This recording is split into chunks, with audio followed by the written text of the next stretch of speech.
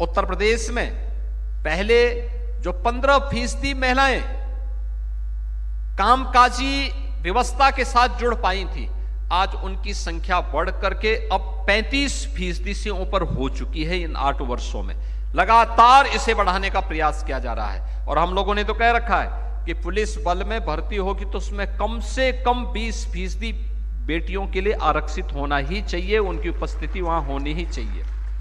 और आज उसका परिणाम हमारे सामने दिखाई दे रहा है। मिशन शक्ति का अभियान भी उसी श्रृंखला का एक हिस्सा है।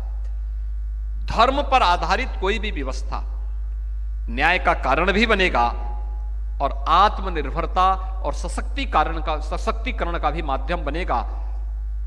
देवी अहिल्याबाई होलकर के द्वारा जो ये भाव अपनी शासन व्यवस्था को चलाते समय रखा गया था, वह आज डबल इंजन की इन सरकारों के कार्य पद्धति से देखा जा सकता है, समझा जा सकता है।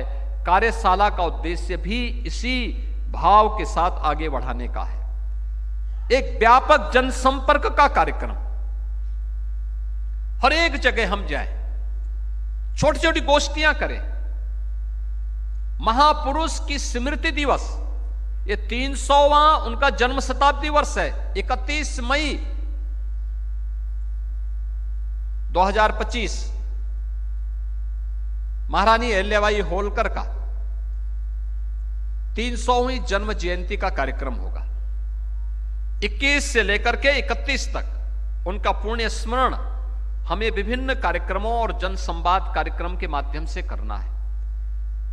इन कार्यक्रमों के बहाने केंद्र और राज्य सरकार की महिला सशक्तिकरण और महिला स्वावलंबन के लिए किए गए कार्यक्रमों को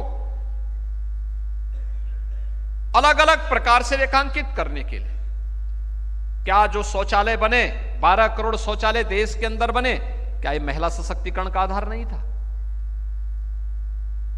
80 करोड़ लोगों को फ्री में राशन की सुविधा का लाभ देने की व्यवस्था हुई, क्या यह महिला सशक्तिकरण का आधार नहीं?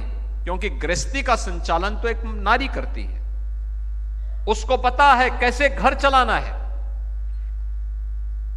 आयुष्मान भारत के माध्यम से जिन 50 करोड़ लोगों को देश के अंदर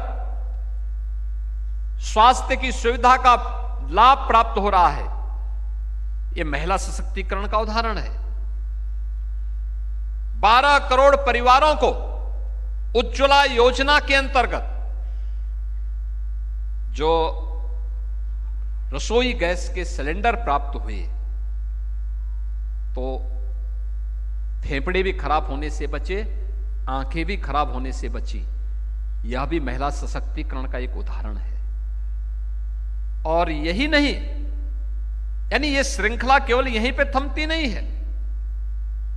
ये भारतीय जनता पार्टी की डबल इंजन सरकार ने नारी वंदन अधिनियम के माध्यम से जिस कार्यक्रम को प्रधानमंत्री मोदी जी ने पंचायत से लेकर के संसद तक अब उनकी 33% उपस्थिति अनिवार्य हो, इसको एक गारंटी के रूप में दे दिया है। ये गारंटी उसी श्रृंखला का हिस्सा है कि आधी आबादी आज जीवन के प्रत्येक क्षेत्र में, वह ग्राम प्रधान हो या देश की संसद में, वह फाइटर विमान की चालक हो या पुलिस बल या अर्धसेना बल के अधिकारी के रूप में या जवान के रूप में कार्य करती हुई, एक प्रशासनिक व्यवस्था के साथ जुड़ी हुई हो या सार्वजनिक जीवन में कार्य करने वाली, एक किसी स्वयंसेवी समूह के माध्यम से अपनी सेवाएं समाज को प्रदान करने वाली एक सामान्य नारी के रूप में अपना जीवन यापन करने वाली, इन सभी का अपना अपना योगदान है समाज के निर्माण में।